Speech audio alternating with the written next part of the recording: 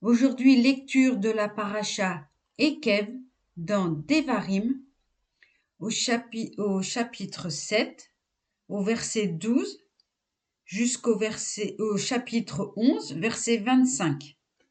Et aujourd'hui, lecture du chapitre 7, verset 12 au chapitre 8, verset 20. Pour prix de ton obéissance à ses lois et de votre fidélité à les accomplir, Yahweh, votre Elohim, sera fidèle aussi au pacte de bienveillance qu'il a juré à vos pères. Il t'aimera, te bénira, te multipliera. Il bénira le fruit de tes entrailles et le fruit de ton sol, ton blé, ton vin et ton huile, les produits de ton gros et de ton menu bétail, dans le pays qu'il a juré à tes pères de te donner.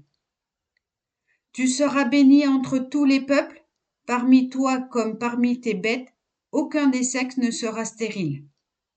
Yahweh écartera de toi tout fléau, et toutes ces funestes plaies de l'Égypte, que tu connais bien, ce n'est pas à toi qu'il les infligera, mais à tes adversaires. Tu anéantiras donc tous les peuples que te livre Yahweh, ton Elohim, sans laisser ton œil s'attendrir sur eux, de peur que tu n'adores leur divinité, car ce serait un piège pour toi. Peut-être diras-tu en ton cœur, ces nations-là sont plus considérables que moi. Comment pourrais-je les déposséder? Ne les crains point, souviens-toi sans cesse de ce que Yahweh, ton Elohim, a fait à Pharaon et à toute l'Égypte. Des grandes épreuves que tes yeux ont vues, de ces signes et de ces prodiges, de cette main puissante et de ce bras étendu, par lesquels t'a émancipé Yahweh, ton Elohim. Ainsi fera-t-il de tous les peuples que tu pourrais craindre. De plus, Yahweh, ton Elohim, suscitera contre eux les frelons pour achever les survivants qui se seraient dérobés à toi. Ne tremble donc pas devant eux, car Yahweh, ton Elohim, est au milieu de toi, un Elohim grand et redoutable.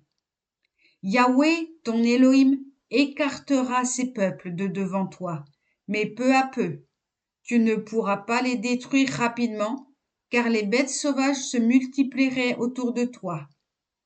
Mais Yahweh, ton Elohim, les mettra à ta merci. Il répandra parmi eux un grand trouble, jusqu'à ce qu'ils soient détruits. Il mettra leur roi dans ta main, et tu effaceras leur mémoire sous le ciel. Pas un ne te tiendra tête, de sorte que tu les extermineras tous. Les images de leur divinité, vous les détruirez par le feu.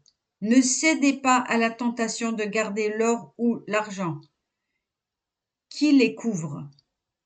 Il ferait ton malheur, car il est en abomination à Yahweh, ton Elohim. Et tu ne dois pas apporter une abomination dans ta demeure. Tu serais anathème comme elle. Déteste-la, repousse-la avec horreur. Elle est vouée à l'anathème. Chapitre 8. Tous les préceptes que je vous impose en ce jour, ayez soin de les suivre, afin que vous viviez et deveniez nombreux.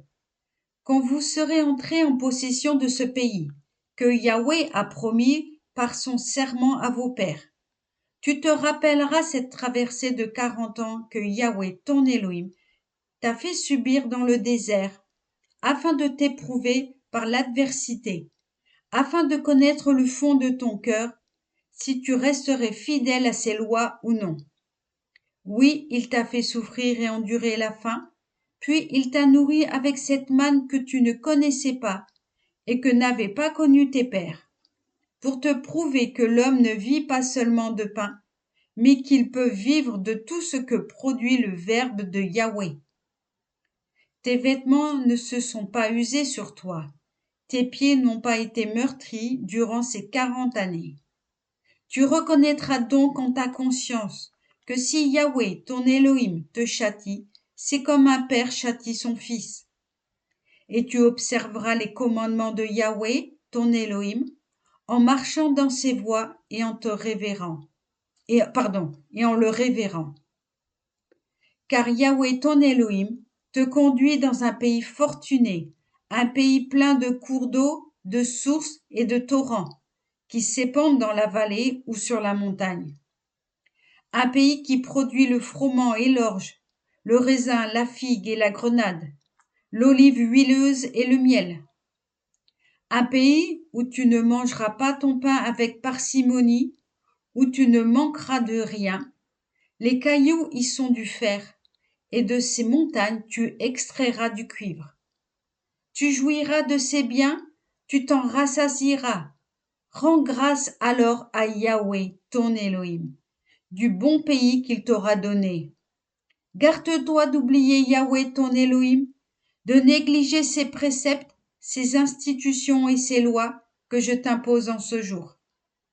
Peut-être, jouissant d'une nourriture abondante, bâtissant de belles maisons où tu vivras tranquille, voyant prospérer ton gros et ton menu bétail, croître ton argent et ton or, se multiplier tous tes biens, peut-être ton cœur s'enorgueillira-t-il, et tu oublieras Yahweh ton Elohim, qui t'a tiré du pays d'Égypte, de la maison de servitude, qui t'a conduit à travers ce vaste et redoutable désert, plein de serpents venimeux et de scorpions, sol aride et sans eau, qui a fait pour toi jaillir des eaux de la pierre des rochers, qui t'a nourri dans ce désert, d'une manne inconnue à tes aïeux, car il voulait t'éprouver par les tribulations pour te rendre heureux à la fin. Et tu diras en ton cœur, c'est ma propre force, c'est le pouvoir de mon bras qui m'a valu cette richesse.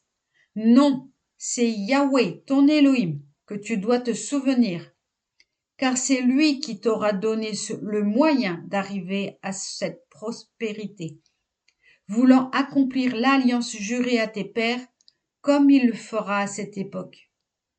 Or, si jamais tu oublies Yahweh, ton Elohim, si tu t'attaches à des divinités étrangères, que tu les serves et que tu leur rendes hommage, je vous le déclare en ce jour, vous périrez. Comme ces peuples que Yahweh fait disparaître devant vous, ainsi vous disparaîtrez vous-même pour n'avoir pas obéi à la voix de Yahweh, votre Elohim. Amen.